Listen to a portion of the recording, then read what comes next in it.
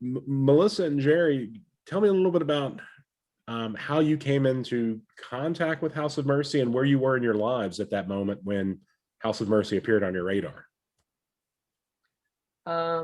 So we're connected. We mentioned, you may already know, I know Ellen certainly knows, we're connected through the Sisters of Mercy. My mom's best friend is a sister of Mercy. And so because of that relationship, we happen to know quite a few of the nuns and people affiliated with the nuns.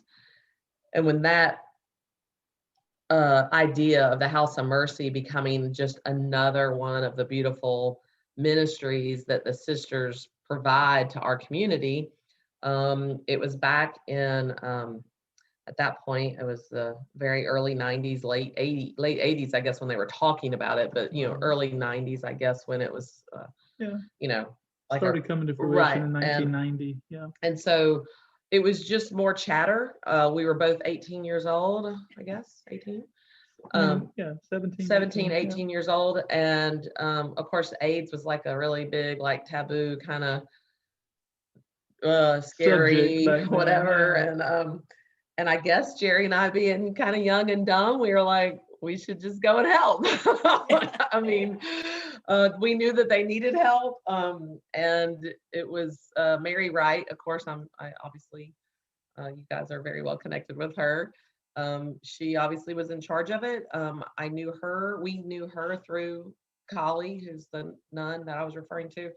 And it was kind of like, hey, they need some volunteers, and like, you should go over there if you want to. And I was curious enough. And at the time, Melissa actually lived here in Gastonia. I grew up in Concord, and we were dating at the time. So back then, it was actually just Melissa that was involved initially, because I was 30, 40 miles away, and of course I knew what was going on, and heard her experiences. But she's actually the one who started volunteering.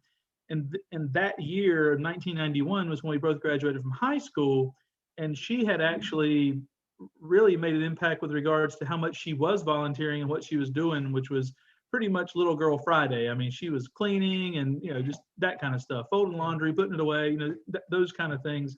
And so at the time, she left after graduation to go to school at UNC Greensboro. And I left Concord to come this way and went to the Abbey.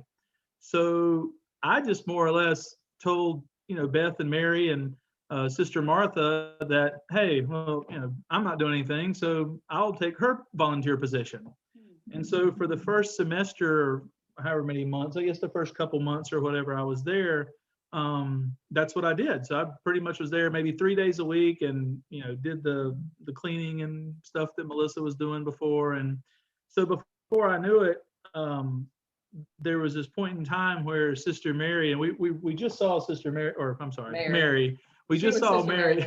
We just saw Mary the other day and hung out with her for a little while and just kind of reminisced this, but in a really kind of Mary Wright bull kind of way. She looked at me, she goes, "We need to talk." And I remember thinking, oh, that didn't sound good. And we went into the sunroom, and Mary said, yeah, she goes, you're really not doing a good job, with your cleaning skills, and your organizational skills are not very good, and yada, yada, yada. She's like, we're going to have to let you go because this is just not working out. And I remember just being devastated because I really felt like I was a part of something special. And she said, yeah, we're going to have to let you go. But what we've realized is that, the connection that you've made with the residents has been really special. So we'd like to fire you from your cleaning job and ask you to come on as a live-in caregiver. And so that was kind of where, I came into play, was, starting off with Melissa's volunteer job, and then it kind of turned into something else. So I moved in shortly thereafter. And then once he moved in, he actually lived there. And so because we were dating and we still wanted to see each other, the main way I could see him Was to spend time at was the to house. come and Yeah. hang out at the house and volunteer. So literally, like, our dates were like hanging out at the House of Mercy, like just Yeah. hanging out with residents, Beth and Mary, and we had a blast. And what we have such a hard time believing, and we just kept going over this with Mary over and over again. You know, I lived there for, it was like a year and a half maybe, or something like that. And there is so much that took place in that year. It felt like it was 100 years. And it was because that house was literally, it was our entire life. I mean, my schedule, I remember, I had every other weekend off, the weekend being Friday at 6 o'clock until Sunday at 6 o'clock. And I had Monday evenings from 6 p.m. to 10 p.m. to do whatever I wanted to do. And every other waking hour that I wasn't in school, I was at the house. So it really became like, I mean, it was our life, everything. And there was just so many memories and so many things that took place. And it's just so hard to believe that it was in such a short period of time. Yeah, I mean, Jerry and I were talking once Judy and Tanya reached out to us, it gave us purpose to have a reason to talk about the House of Mercy.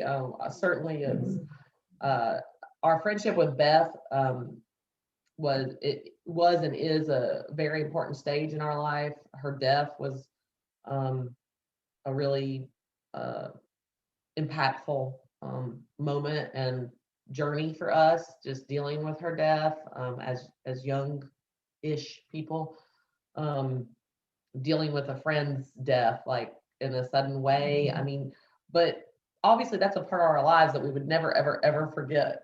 But you know, cut to 20 something years later, we have 4 kids, we're very busy, we own our own business, you know. I mean, it's just like we don't necessarily focus on what we did 30 years ago, and we don't necessarily talk about it in our daily conversation.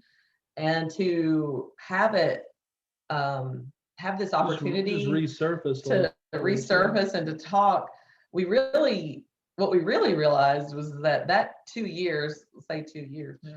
How much it shaped us. Yeah, absolutely shaped who So we much are of who as we are. individuals and as a couple, how we grew as individuals, but as a couple at the same time. Because being 18 years old, you're still formative. You know, it's not, I mean, I know it's different than a 4-year-old, but I mean, I'm just saying, like, but being 18, you don't know exactly what you believe in yet, and you don't know exactly what you shouldn't believe in. I mean, there's so many things, and we really grew as people that molded us into, you know, hopefully who we are right now. I mean, definitely something that was very impactful in our lives. Yeah. Well, if I could, oh, go ahead, Daniel. No, go ahead, Ellen. Well, could I ask you this? And Melissa, this might be a little harder for you. Who was the first person you met from the House of Mercy? Might be harder for you, but Jerry, you know, as you walked in the first time, Melissa, Jerry, remember who was there? And You mean besides Mary? Are you talking about besides residents? Mary? If it was Mary, was it Mary? For me, it was definitely Mary, because I knew her, and she was the one that was like showing me things to do. I mean, okay. I don't know about, I mean, Jerry was probably Beth. Yeah, it was probably Beth.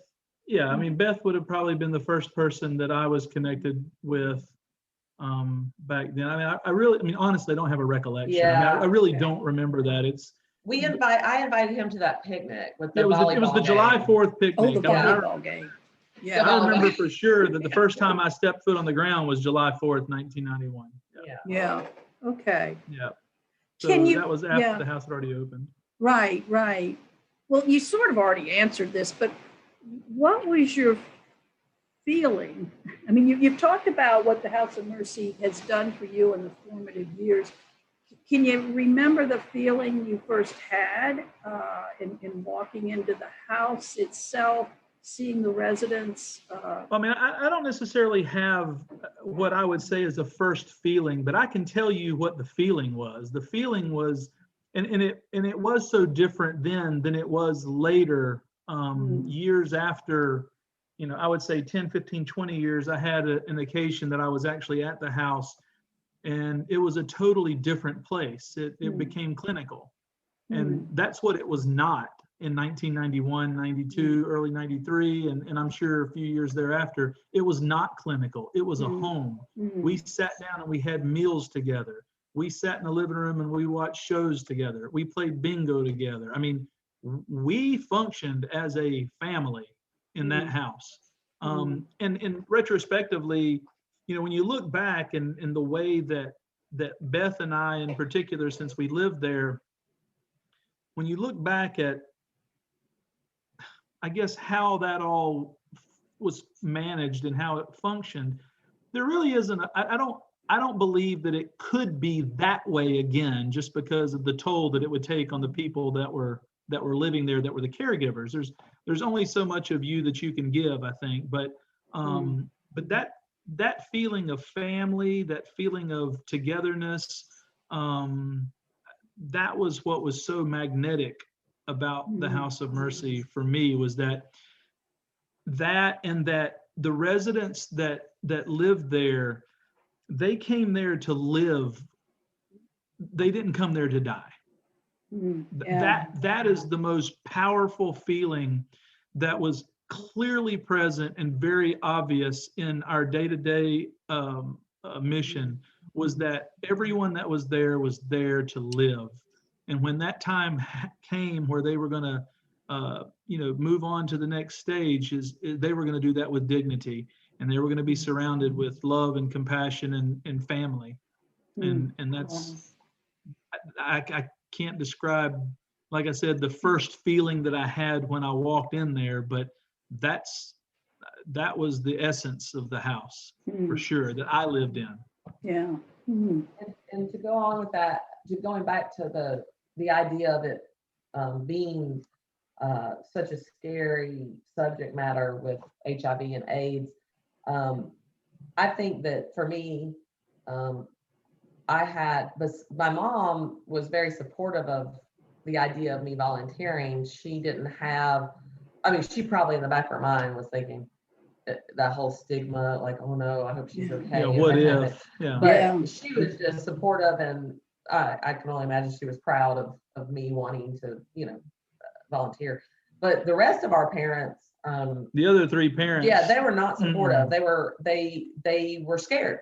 They were scared for their children, because they didn't want us to become infected in any way. And so because I had that coming from like our parents, like that whole like idea, it wasn't just our parents, it'd be like anybody, like your neighbors or your teachers, whatever, like, why are you going over there? Like, you volunteer at the Boys and Girls Club, you can go play basketball or something, Right. And so it was hard to explain what that driving force was, because I don't even know if I knew what the driving force was for me to go. It was, to me, it was just the Holy Spirit took me there, and I didn't have a real reason. I just went, and so perhaps I did have a little fear going in, just because I've mentioned earlier jokingly we were young and dumb and whatever, but that innocence of being young got a little spoiled, just because our parents are saying you could get this disease, or you could do this, whatever. And it was a little negativity, and therefore that brought some fear and maybe some hesitation. It didn't take away what I ended up becoming and doing for the House of Mercy. But it probably I did probably have some fear, or maybe some nervousness. I don't have a real recollection. I just know that was like a resounding kind of feeling when it came to other folks, when we would tell them, like, oh, I'm going to go work at the House of Mercy, and they're like, why are you doing that? Right. Well, and it was because of the experiences that we had on a day-to-day basis. That was the why. I mean, there were, and there there are too many to actually really truly put into words. I mean, but there were, things like, I mean, I'll never forget November 4th, 1991. That was when I sat in a room with Gene Shope and his head was in my arms when he took his last breath. And, that is something that in this weird arabesque kind of way, it was the most beautiful thing I'd ever witnessed.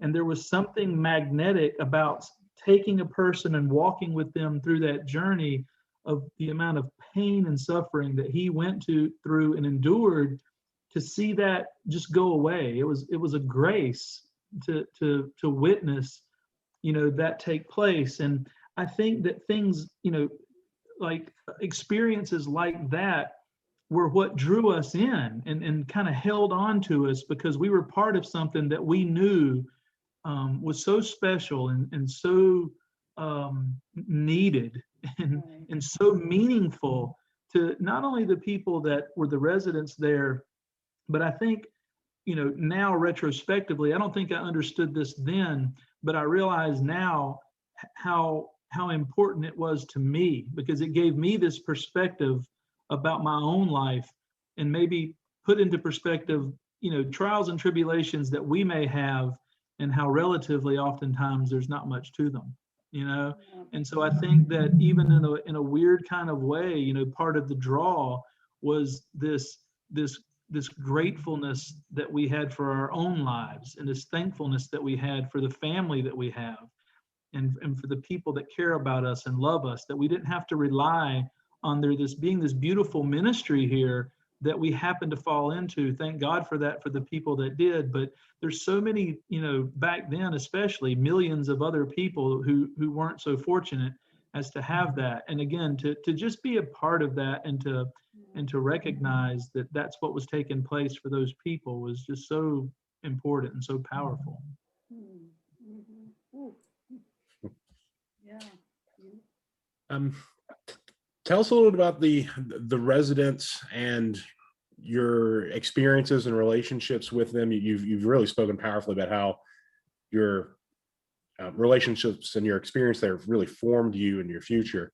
Can you tell us a little bit about why House of Mercy was so important for them at this moment in their lives, and why was it needed as it was in 1991, 1992 when you guys are there? Does that make sense? I mean, it was acceptance. It was acceptance. It was love. I mean, a lot of the residents there were, or generally speaking, they were essentially either drug users or homosexuals, generally speaking.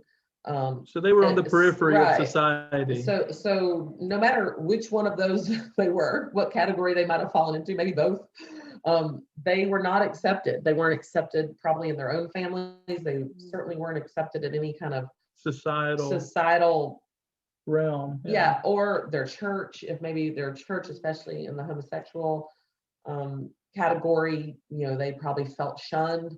And of course, being the House of Mercy, being a Catholic supported ministry, it was that might have meant a lot to some of them. I mean, obviously they all had their own stories. So the house had this recognition that no matter where a person came from or what their experiences were, that in the true essence of who they are, they still deserve dignity and compassion.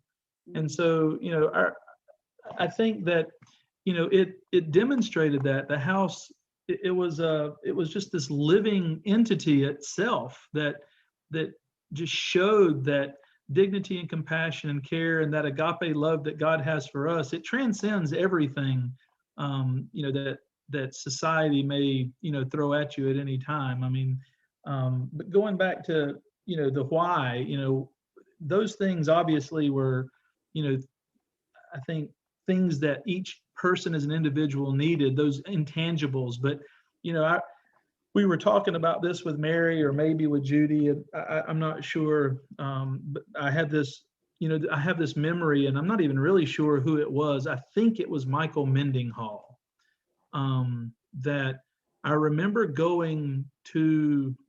It was like a 3 or 4 story, I'm just going to call it a crack house, because that's in essence what it was. I remember walking into his room, and he was bedridden. I mean, he couldn't do anything for himself. Apparently a social worker had reached out to the house to try to get him on a list. And back then, I mean, there was a list. I mean, I'm not sure exactly how things are now, but there was just such a huge need. And now with treatments the way they are, there may not be quite the same exact demand, but back then it was. And so I believe it was a social worker that had reached out and gotten him on the list. And so we went to this horrific place in Charlotte, and I remember climbing up those stairs, and they were just horribly disgusting. And walking into his room, it was a one room, I guess, a studio, if you will. His bed, his bathroom, his kitchen, everything was just all in one area. And I remember it was cold and there was no heat in the building, and he had his stove was turned on and the door was open to try to warm his room, and all the varmints from outside, both insects and rodents, they wanted to be warm too, so they were all in his room. And there were just bottle after bottle after bottle after bottle of urine, because he couldn't get up to go to the bathroom. His bed was completely soiled. I mean, urine, feces. It was just the most horrific living conditions. And I remember, just reaching down and grabbing him. And I said to Michael, I said, "You're going home." I said, we got you, man. You're going home. And, I picked him up. He probably weighed 85 pounds. He was 6'3". I mean, just a tall, just lanky guy. And but that's what they needed. They needed to get the hell out of where they were. And it didn't have to be that they were going to this beautiful 6-bedroom home, in the suburbs of Charlotte. I mean, it didn't have to be that. It could have been anywhere, just to get them out of that. And I'm sure Michael wasn't the only one. There were so many that's what they came from. That was the need, was just, you look at, Maslow's hierarchy. It was the stuff at the bottom of the pyramid, man. They just needed, the basic stuff, the basic things of food, water, and shelter, and then just dignity and compassion and love. Exactly. That's what the house provided. Was all of those things. But there were so many relationships. And the idea of community, because a lot of them were so ostracized. Oh, and isolated. Yeah, even within their own community. Yep. Once the drug using community realized you got AIDS, then they're kicking you to the curb. Once the homosexual community realized you have AIDS, oh, well, you're not a part of our social group anymore. You're not getting any more phone calls anymore. And so not only did they need all those essentials that Jerry just spoke of, but they also needed that the sense of being belonging. Yeah. And so belonging to somebody. There were so many people I remember that came that, they were crotchety and bitchy and angry. And you're like, dude, we just pulled you out of a shithole and you're acting like this. Like, why are you so angry? And it took a little while to realize they weren't mad at us. They're conditioned to be so hardened, exactly, so indurated, and it takes, it takes this hammer of love and compassion and dignity to crack through some of that. And I remember Mary and Beth; they were such sticklers for, no, you're gonna get up. You're gonna get up and you're gonna come in here and you're gonna watch TV. You're gonna get up, you're gonna come in here and you're gonna sit at the dinner table. That's exactly right. And after a while, they wouldn't let anybody wallow around in their bedroom unless they were truly bedridden. And then we'd pick them up and put them in a chair and wheel them out. I mean, that was just part of it. And after a while, you started to see this transformation in their lives. And it's so funny because, again, when thinking about, these people and that length of time, there were so many people that to us, you felt like you built these amazingly strong relationships, and it took place in 22 days, the entire 22 days that they lived there. But they live forever in our minds and in the relationships that we built. And I'd like to think that if there's a memory beyond this world, that I got a feeling they remember too, because it was that impactful. That's very powerful stuff. Thank you for sharing. Absolutely. And hearing you talk, especially earlier, about how that brief time felt like years, how the intensity of the moment really packed it in. I mean, I've felt that way over this last year and a half, when it feels like this last year and a half has taken 10 years. Right. And that's a theme that has sort of jumped out at folks as we've been doing these interviews. In what ways can we maybe use this moment to understand that moment? Fear and concern and anxiety. I don't know. But that struck me that sort of the intensity of the moment is formative, and it seemed to be formative for you guys, and it may be formative for all the rest of us. In that moment of helping, of being in the home and serving others, were there moments when, I mean, obviously this place did so much for you. Were there moments when you felt challenges, doubts, you weren't sure if this was the place for you? Like, were there moments when you sort of hit the wall, so to speak? I mean, I don't think there were ever moments that I wondered if it was the place for me. Retrospectively, and I think I alluded to this a little bit earlier about how it wasn't, I don't think that it was feasible that two people would live there and it be their 24-hour responsibility to take on the daunting task of taking care of 6 people. There were so we did, I remember really vividly, one of the things that we were just hell-bent bound to determine was that there was no one that was going to die alone.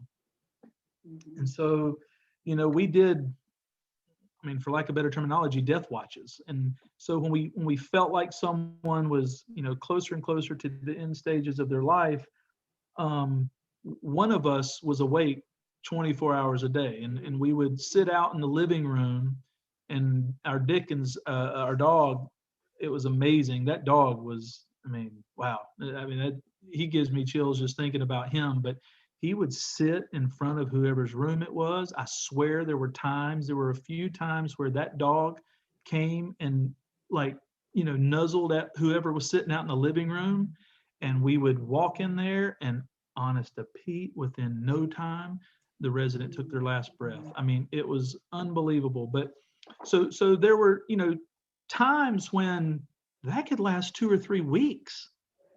And that's a long time to be, we would do it in like 2-hour intervals. So I'd go to bed at midnight, and Beth would stay up from midnight to 2. And then at 2 o'clock, she'd say, all right, your turn, buddy. And, I'd go out there, and she'd go take a nap, and we would go back and forth. So, a couple or 3 weeks of that, and you start not questioning whether or not it was right for you, but I think your own delirium kind of gets to you, So, yeah, there were definitely trying moments. I mean, there were the moments like, what I was talking about a little bit before, when you're trying so hard to pour out this love and compassion for someone who's so indurated and so hardened about the world in general, and to them, you're just another part of that world. Sometimes it felt like a slap in the face. It wasn't all, roses and, rainbows and cherries for everybody that walked through there, and no matter what, we would always pour into each person, everything we had. And so there were times that, it would feel like a little slap in the face, and you'd have to kind of step back and recollect, where they're coming from, and kind of take yourself out of your own, place, and not really so much think about you, and kind of remember, why you were there. You weren't there to get a pat on the back or to feel good about yourself. I mean, if you're really being true to what your mission is, you're there to take care of them in this, in this way that doesn't have anything to do with being rewarded. Yeah, it's unselfish. And so those times were hard. That's for sure. I mean, it was for hard me letting go. Yeah, exactly. So I mean, some I think- people I that you think had for good me relationships personally, with. It was either physical challenges. Like I don't have I have kind of a soft stomach when it comes to smells and visual things that aren't exactly Appealing. Yeah. So I've gotten harder now that I have 4 kids of my own, but back when I was 18, I was definitely more I was not used to a lot of smells. Bed sores. Yeah, and, bed sores. stuff like I'm that. still not really good with, certain things. But anyway, so physically, like for me as a volunteer, I remember like minding my own business, like being in the bathroom, like cleaning it just like all by myself and like, whatever. And then whoever was in the adjacent room, they needed help. Somebody had soiled their bed. It was more of an explosion had happened in there and they needed all hands on deck. And they were like, Melissa, we need you. And they're like, glove up and come on in. And I'm like, and I remember just like my eyes, like, oh my gosh, wow. Oh, and it was like every sensory was just in overload. And because I wasn't going to leave my coworkers, of course, this poor person who was, I don't have no clue. I can't remember who the resident was, but, as bad as, that accident was all over the bed and all the floor, it was just this really large accident. And then you try to put yourself where that resident is. Like he's a grown man having 3 or 4 different other grown people tending to him and wiping him. And, how did that feel? And I'd much rather be in the boots that I was wearing that day than the shoes that he was wearing. And so, but physically, like you have to, and that was like a mental step to get through that, but like to physically like actually clean up the mess. I mean, like I know that's not exactly what everybody wants to hear, but that was part of the reality. That's that real. Yeah, That's real. real things that we were doing. And like I said, I was more of the helped in the kitchen and helped clean the floors and that kind of stuff, the windows outside. Like I would just do anything they told me. But when they needed me, of course I wouldn't be like, oh no, I'm busy over here, so you'd have to kind of push through and do that. I remember one resident, I'll never forget John Count. John Count had the worst feet ever in the whole world. And he asked me to help wash his feet.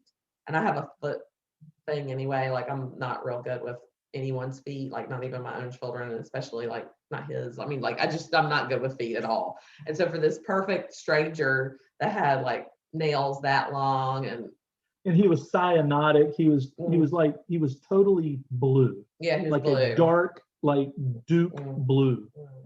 And I had to. It was. He needed. They were real chafed or chapped or horrible dry skin. And he needed them washed, and he needed them mineral oil. Yeah, I had a lotion, and so yes, I did that, and that was like an experience I'll never ever forget. I'll never forget his name. I'll never forget his feet.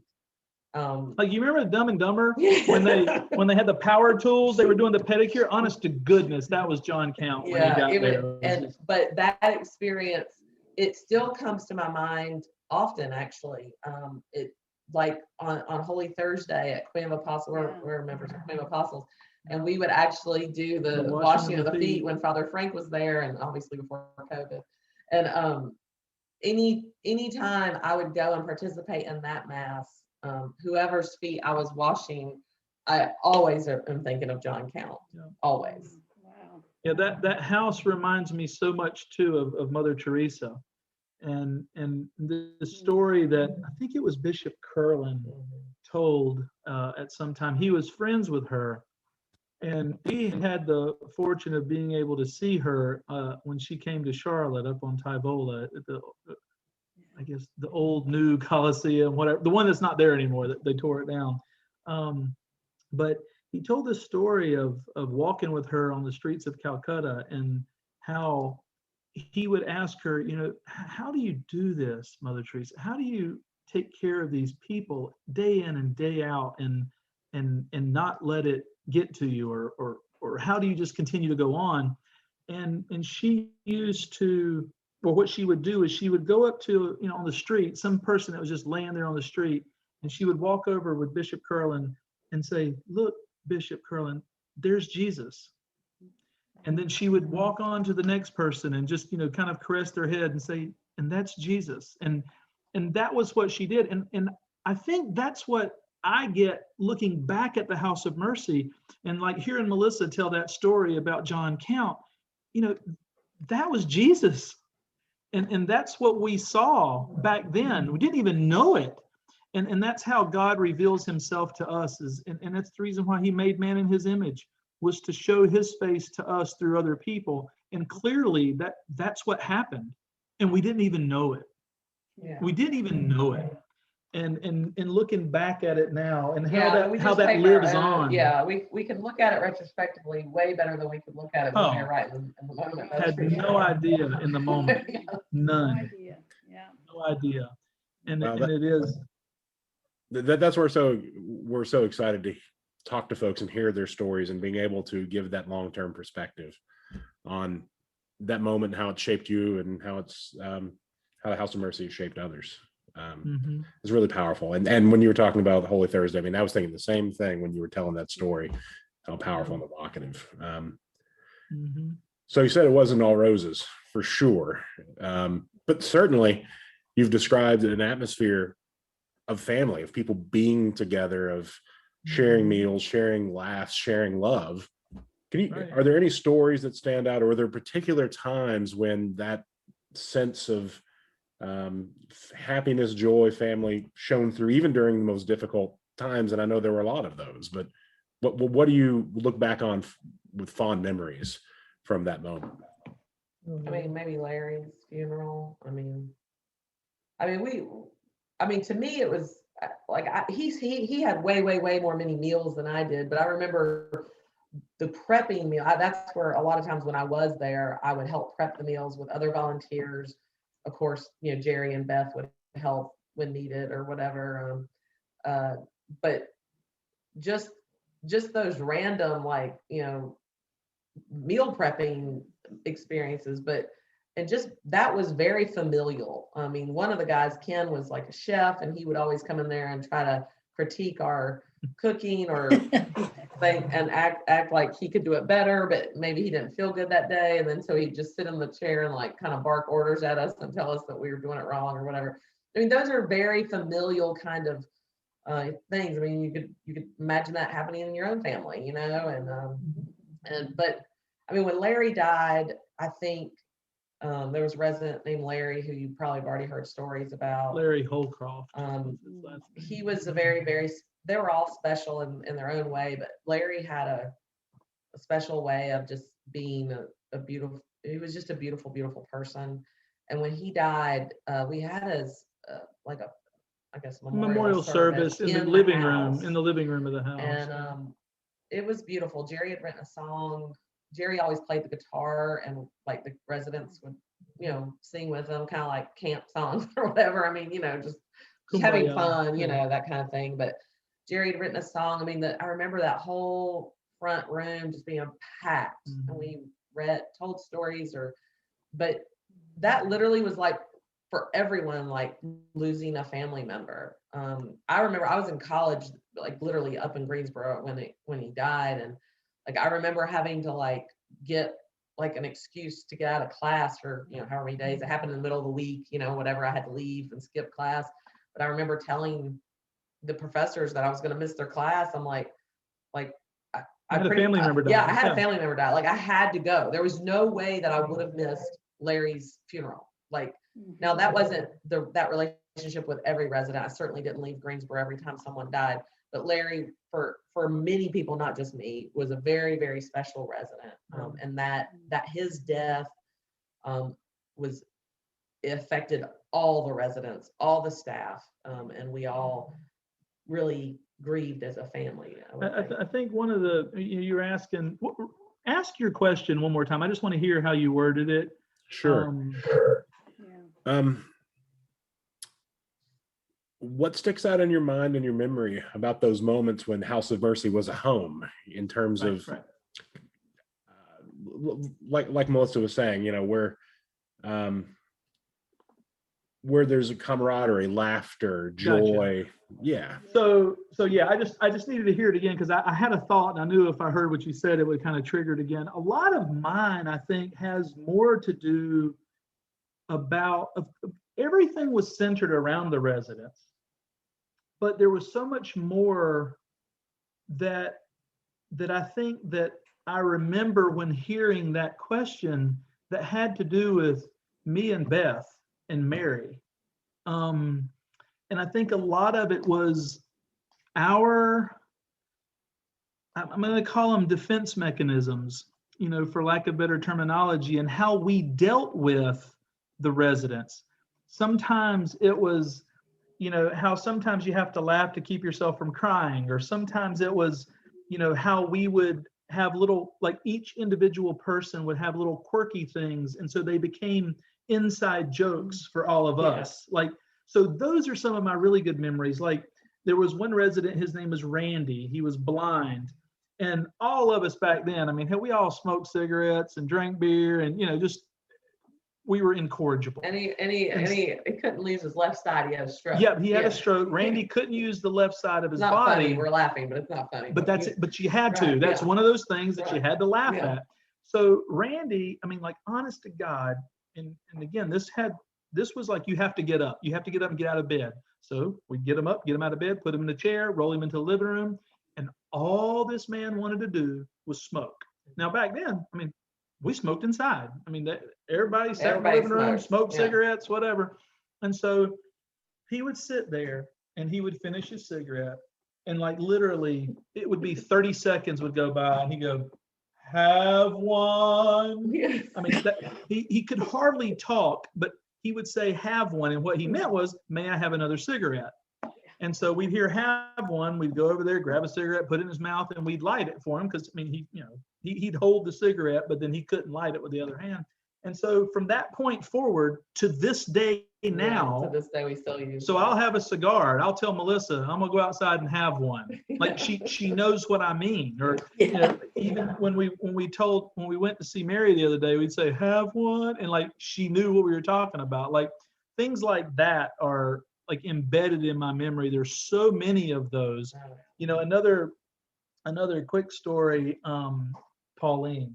So there was, "Hey baby, we're on a meeting. Do you need something, sweetheart?" Go ask Mal.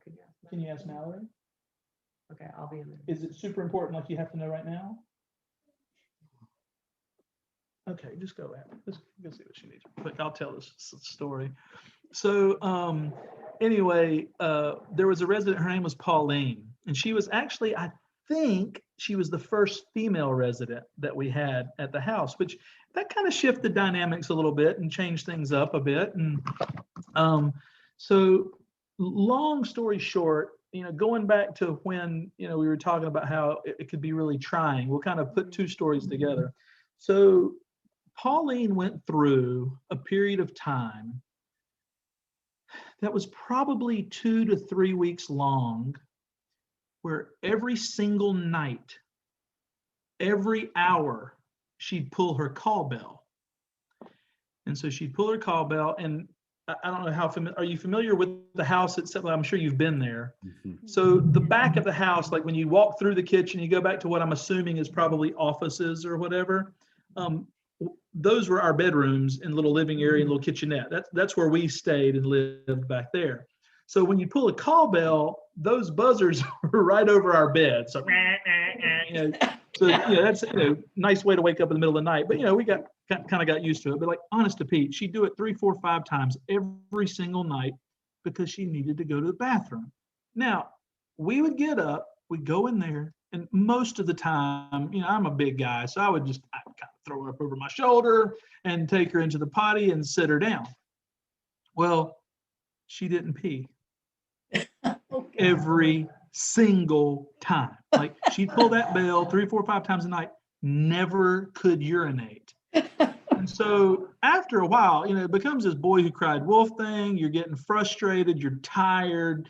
I mean, you'll do anything for them. And if she would have peed every single time that I ever got up and set her on the pot, I would have never thought twice of it. But she never did for 2 weeks straight. So anyways, I had this bright idea.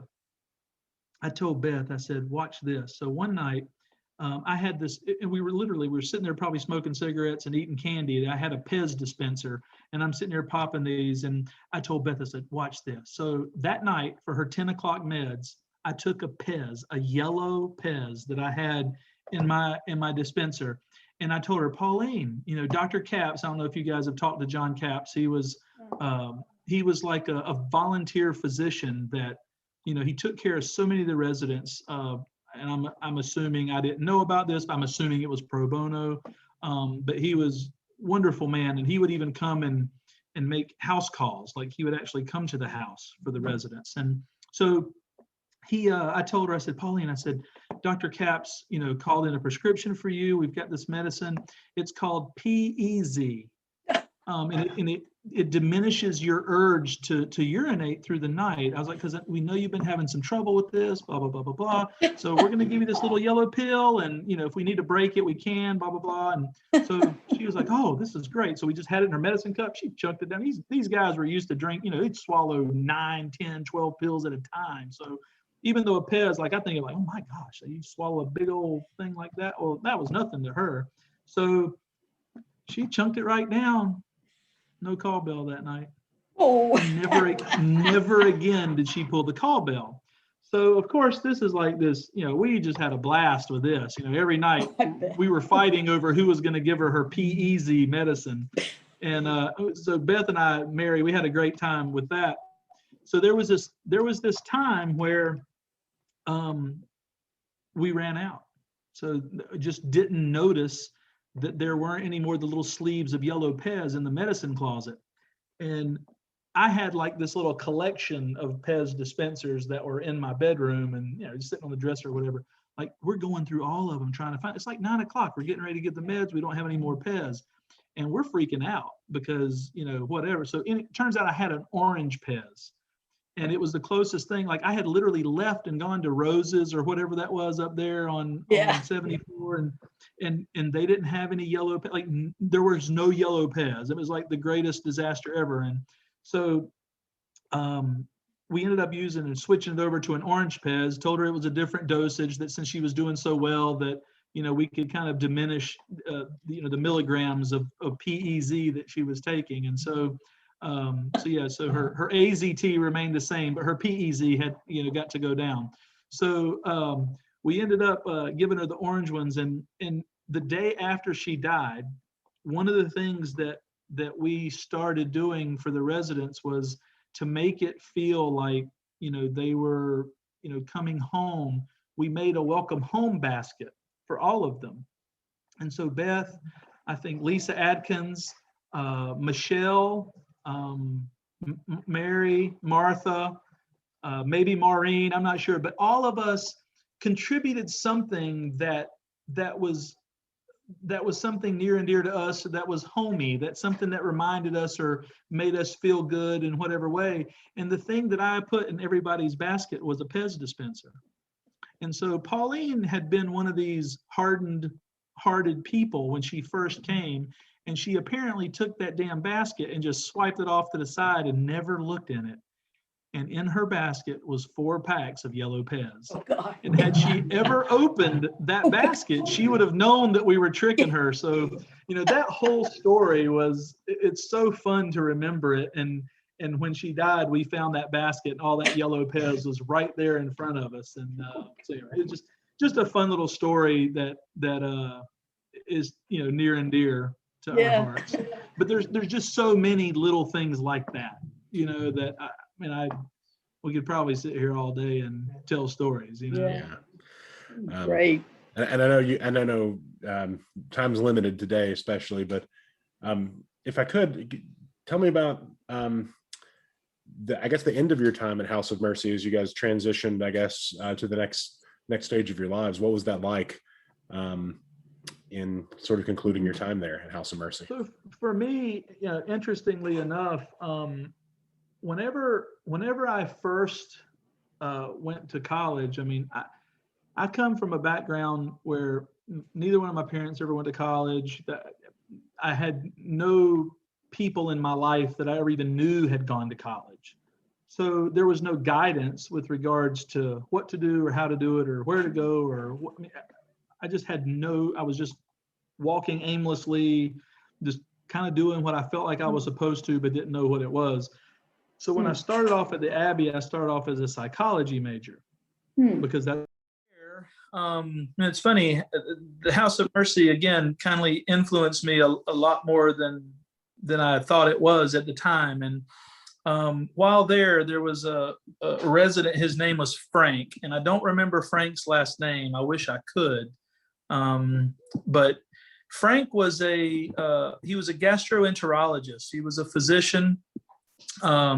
He had gone to Wake Forest and graduated top in his class, the valedictorian of his Wake Forest class, full ride to Bowman Gray Medical School, where once again he graduated the top of his class, and he went on to become a GI physician.